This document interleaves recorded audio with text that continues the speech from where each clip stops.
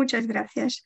Bueno, como se puede ver, mi trabajo es sobre el contacto lingüístico y precisamente sobre las interferencias que surgen esta vez por influencia del rumano en el español. Se trata de un estudio que ha analizado las desviaciones de la norma española de los estudiantes de primer curso.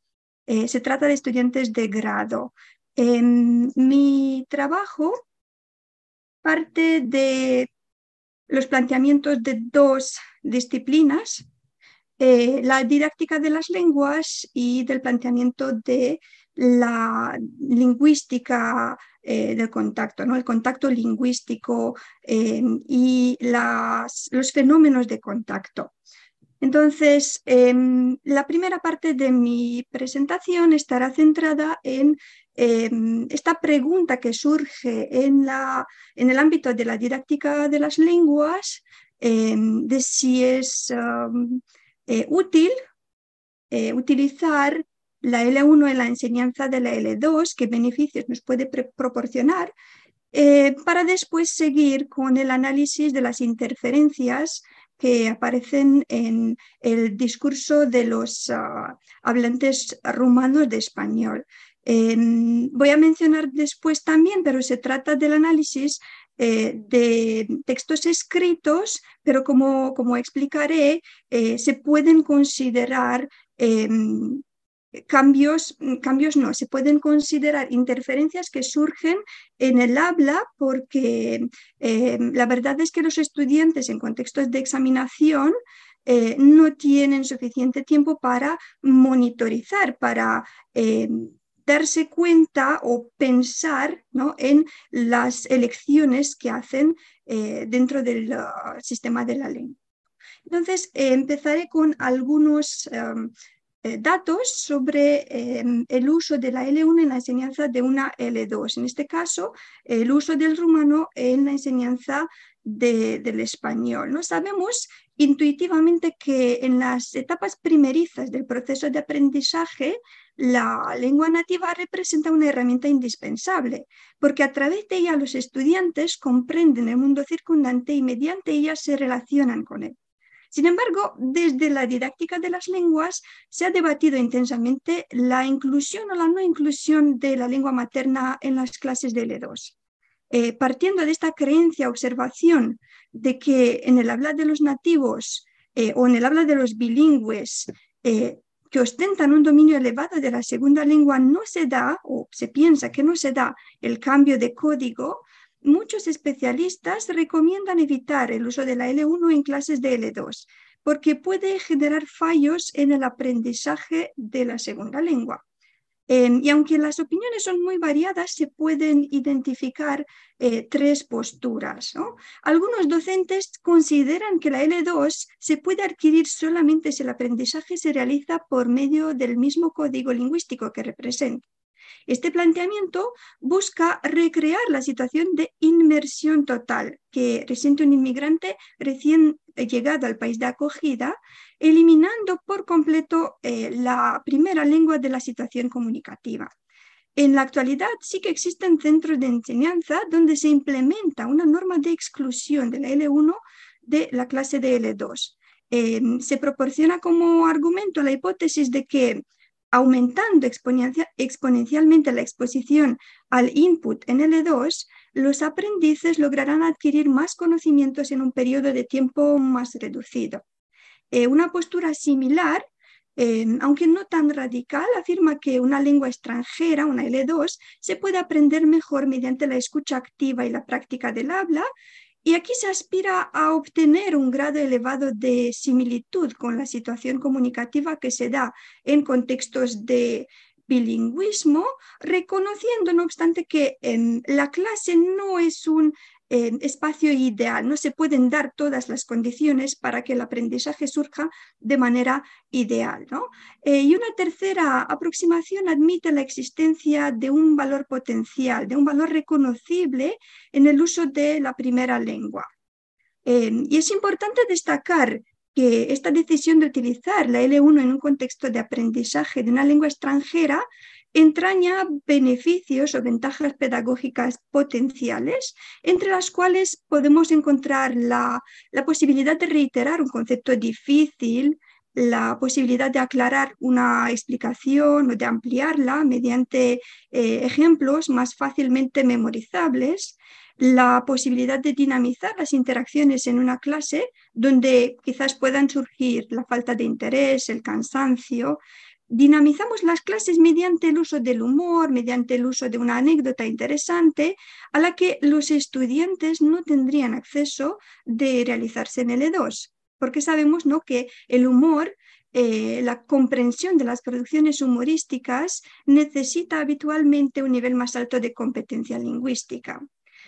En cuanto al uso de la primera lengua por parte de los estudiantes y no por los docentes, en actividades compartidas se ha subrayado que la lengua materna se puede utilizar para reforzar un andamiaje comunicativo, para brindarse ayuda mutua, porque a través de la primera lengua los aprendices construyen una perspectiva compartida de la actividad. Emplean el habla privada como herramienta cognitiva para la resolución de problemas. Y de esta forma, el uso de la primera lengua propicia la comunicación y facilita el logro de los objetivos de la actividad. También vale la pena mencionar que en el libro de Stephen Krashen, Principles and Practice in Second Language Acquisition, el autor establece una distinción entre la adquisición y el aprendizaje de una lengua extranjera. Y mientras que la adquisición es un proceso subconsciente del cual los usuarios no se percatan, ellos solo son conscientes de estar utilizando la lengua para comunicarse. De hecho, la adquisición sería un proceso similar a la forma en la que los niños desarrollan su habilidad en la lengua materna, y el resultado de la adquisición también es subconsciente porque desconocemos habitualmente las reglas del lenguaje adquirido, pero esto no nos impide comunicarnos eficazmente, ¿no?, porque fundamos nuestros intercambios lingüísticos en lo que suena bien para nosotros, en lo que nos parece correcto, es decir, en una norma lingüística interiorizada y subjetiva. Por otro lado, el aprendizaje nos dice Stephen Krashen que representa la otra forma de desarrollar la competencia lingüística, ¿no?, que se refiere al conocimiento consciente, el conocimiento asumido, intencional de las normas de una lengua. Y este conocimiento supone la existencia de un enfoque metalingüístico, ¿no?, pensar sobre el funcionamiento del lenguaje en general, además del dominio de las normas de la L2, que implica no solamente saber aplicarlas, sino ser capaz de hablar sobre ellas, ¿no? Esta distinción entre adquisición y aprendizaje es relevante porque plantea la posibilidad de que los adultos adquieran la L2 de una manera similar a la adquisición del lenguaje por los niños. Y desde esta perspectiva, el papel del profesor sería proveer a los estudiantes de suficiente material comprensible, de suficiente input en la segunda lengua, como para favorecer con el tiempo la aparición de la fluidez en el habla.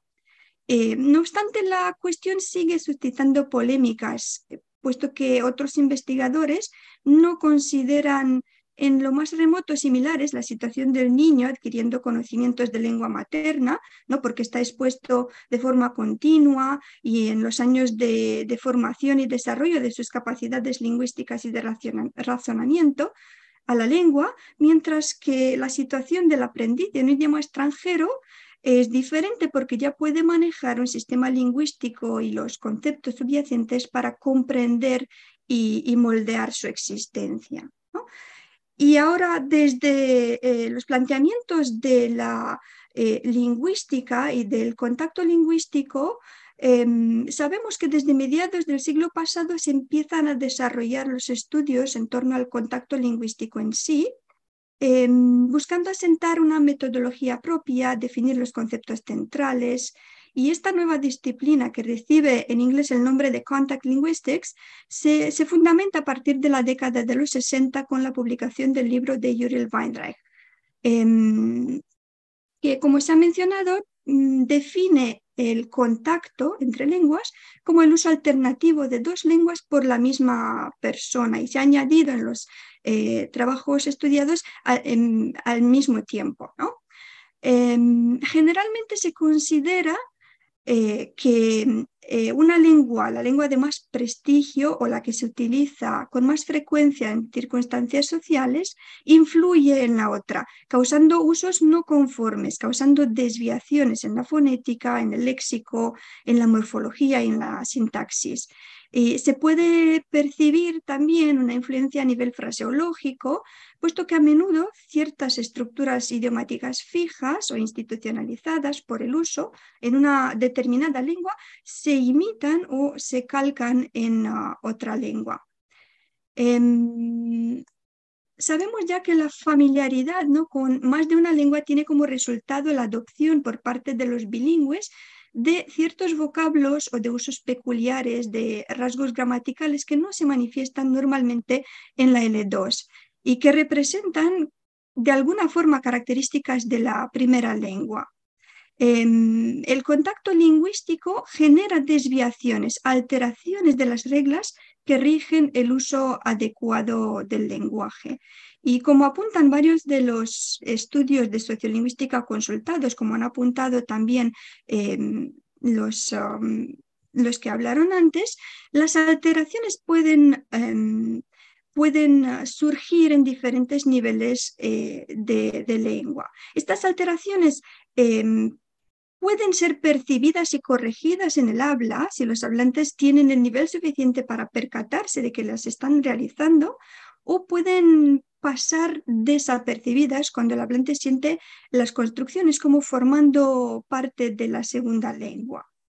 En cuanto al estudio, en cuanto al breve trabajo que he realizado, este parte de un planteamiento sincrónico porque observa y analiza los resultados del contacto en su desarrollo como fenómenos vivos producidos en el habla, ¿no? Aunque los fragmentos analizados forman parte de un corpus escrito, las condiciones de producción del mensaje son similares a las condiciones que se dan en el habla, debido al tiempo limitado para hacer una selección léxica, debido al estrés de la situación de evaluación, y esto hace que los estudiantes recurran menos a lo que Krashen denomina como monitor, es decir, un almacenamiento de conocimiento gramatical consciente del estudiante. Según este investigador, el estudiante debe tener tiempo para usar el monitor, debe saber la regla correcta y debe estar motivado a hablar o escribir correctamente para producir instancias en L2 que respeten la regla.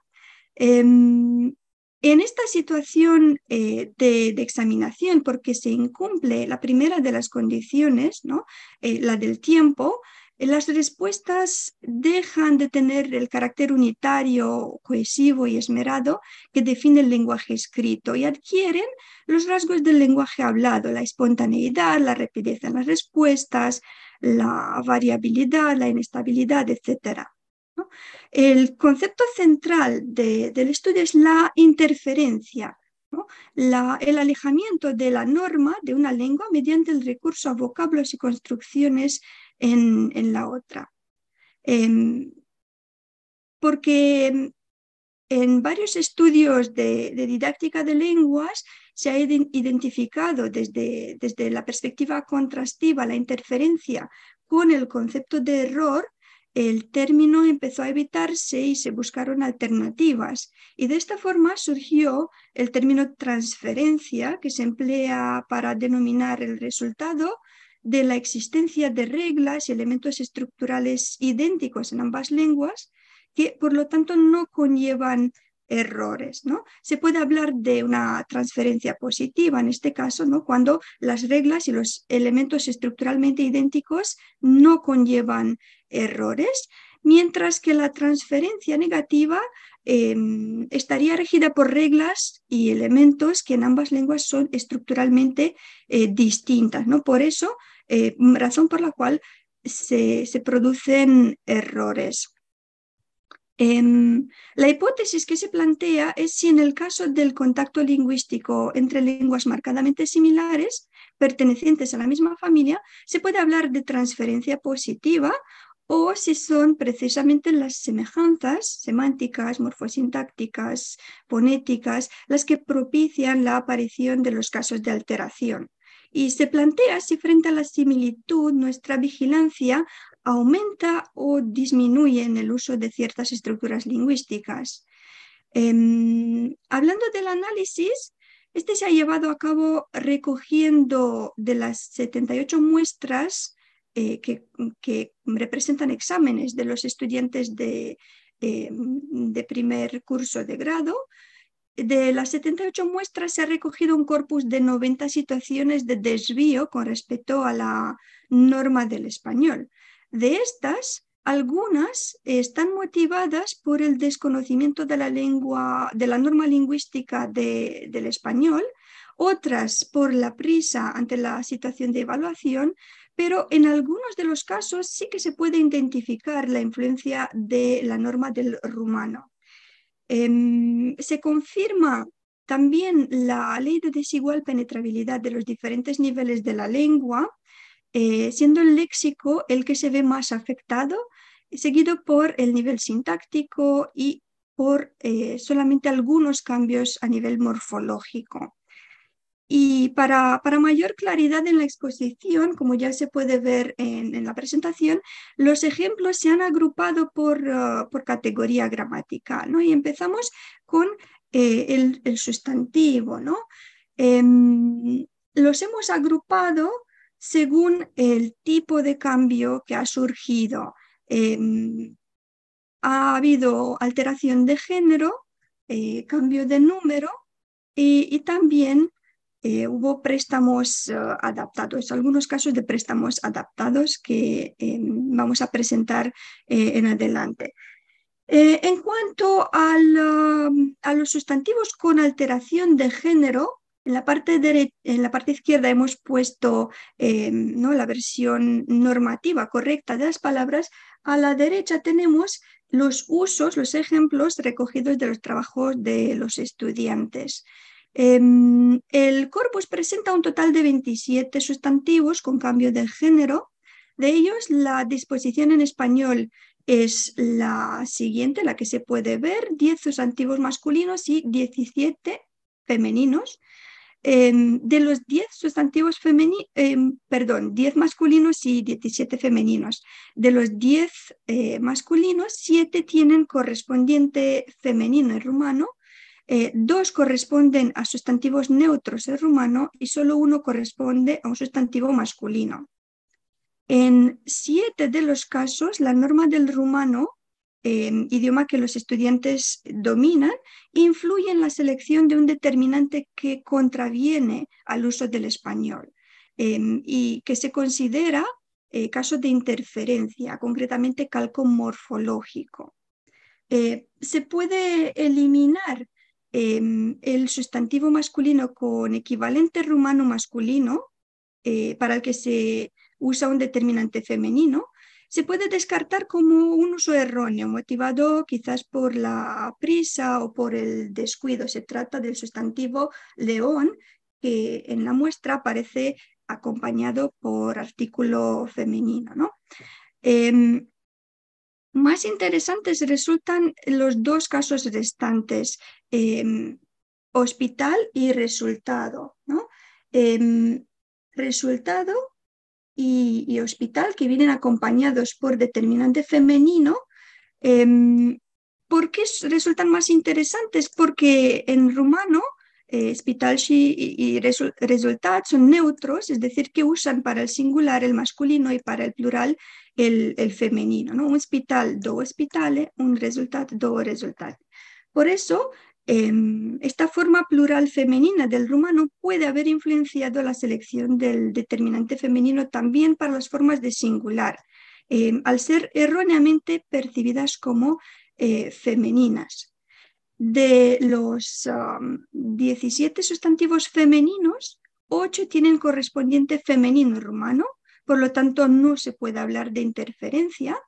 Podría interesar el caso de la palabra cárcel, ¿no? Por ser una excepción de la regla de los masculinos acabados en L, ¿no? Tenemos el pincel, el papel, el nivel, pero la cárcel. En este caso, el estudiante demuestra conocer la regla, pero no la excepción. Y solo uno de los sustantivos femeninos del español tiene equivalente rumano masculino, una patata, en rumano un cartón.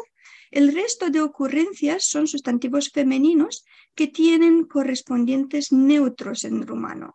Estos 7 lexemas femeninos precedidos de artículos o de determinantes definidos o indefinidos de género opuesto al que tienen de forma natural en la lengua constituyen casos de interferencia del rumano en la producción del español.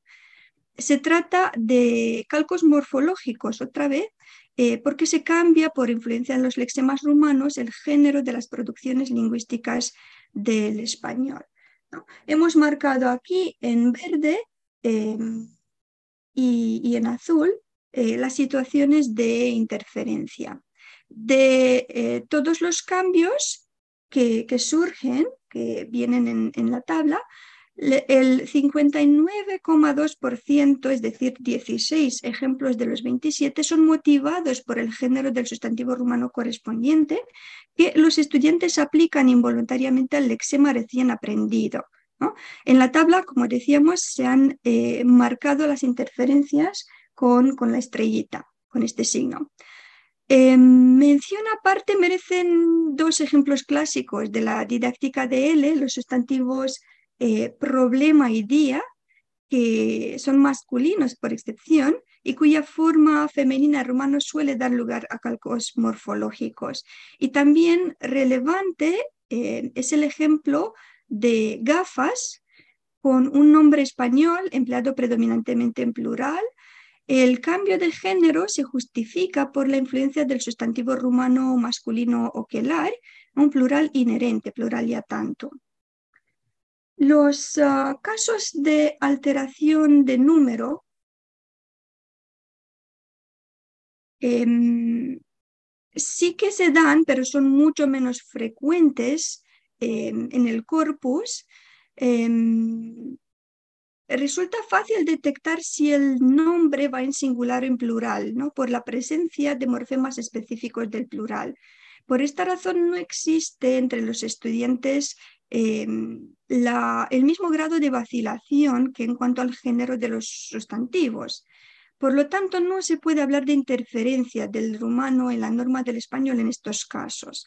Los cambios pueden estar motivados por el insuficiente conocimiento de la norma, por la prisa, por la situación de examinación.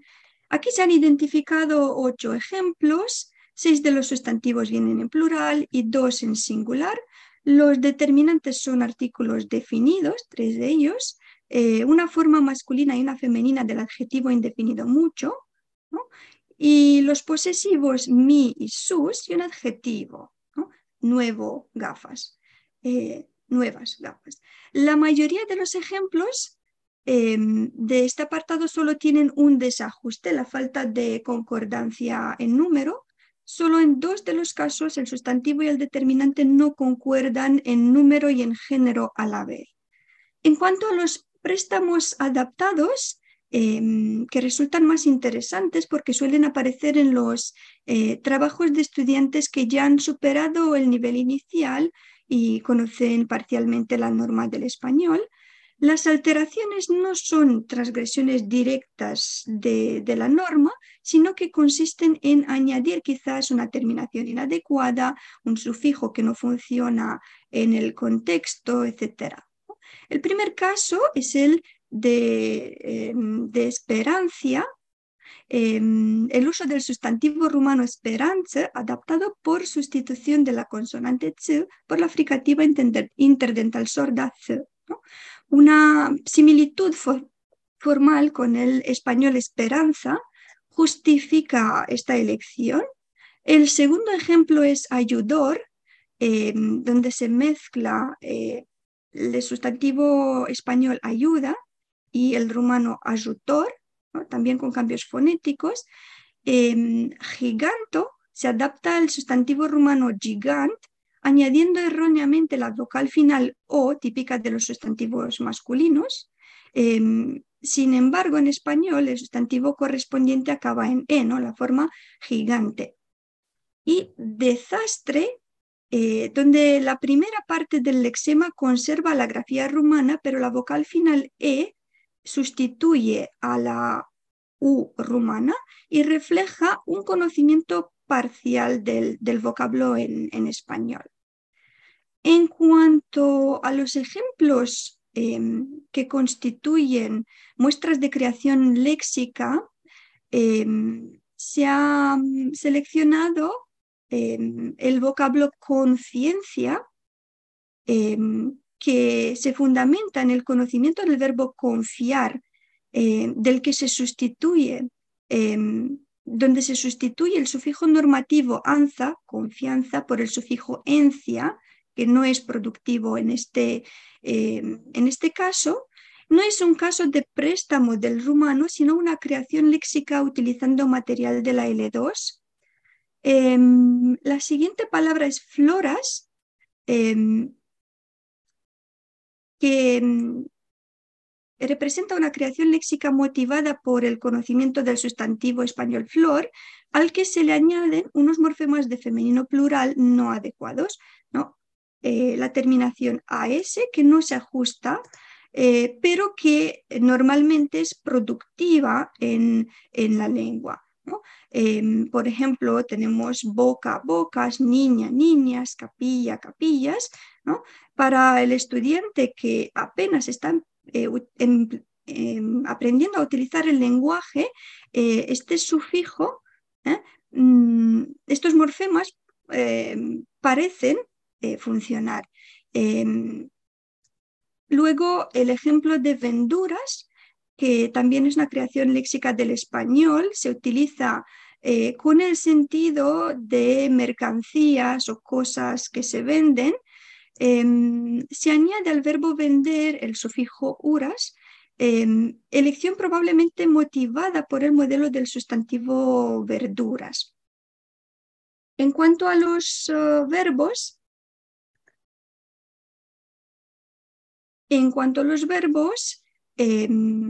se dan los... Aquí tenemos como rasgos más destacados el uso de ser en vez de estar, con los ejemplos que se pueden ver, el uso de estar en vez de ser y ser o estar en vez de haber, ¿no? Porque la norma rumana supone la existencia de un solo lexema, el rumano afí, que recoge los significados de ser, estar y haber en español. Y entonces la tendencia de los estudiantes principiantes es de usar indiscriminadamente el verbo ser. Y se trata, en este caso, de calcos semánticos. Luego también destaca el uso de los reflexivos, los verbos terminar, ocurrir, cambiar, utilizados como reflexivos. También calcos morfológicos y los préstamos adaptados, ¿no? Posiede, devenir, agradecernos con y significa, que también son una mezcla, ¿no? de las palabras rumanas con influencia del español. El uso de preposiciones también se ve afectado por este fenómeno de la interferencia.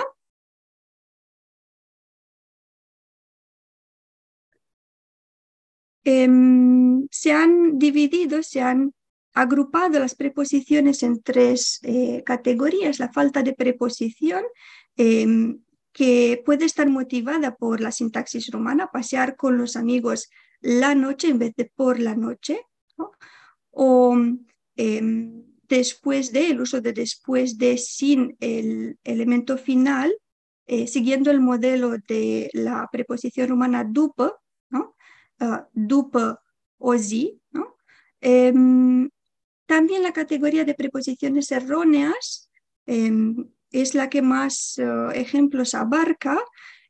Consiste en el mal uso de las preposiciones de, en y a. Y la categoría de las preposiciones innecesarias, la preposición en se emplea en los sintagmas en la día, en cada año, como sustituto exacto de la preposición rumana în ziua aceea, în fiecare an. Y a y de se utilizan para suplir la falta de la conjunción rumana să. ¿No? Picioarele i-au permis să fugă, a evitat să fie mâncat, y vreau să mănânc. ¿No? En muchos de los ejemplos mencionados, la similitud acaba siendo un estorbo más que una ayuda. Podemos decir que impulsados por las semejanzas formales, los estudiantes adoptan y emplean ciertas estructuras en la primera lengua, de la primera lengua en la L2, convencidos de su validez.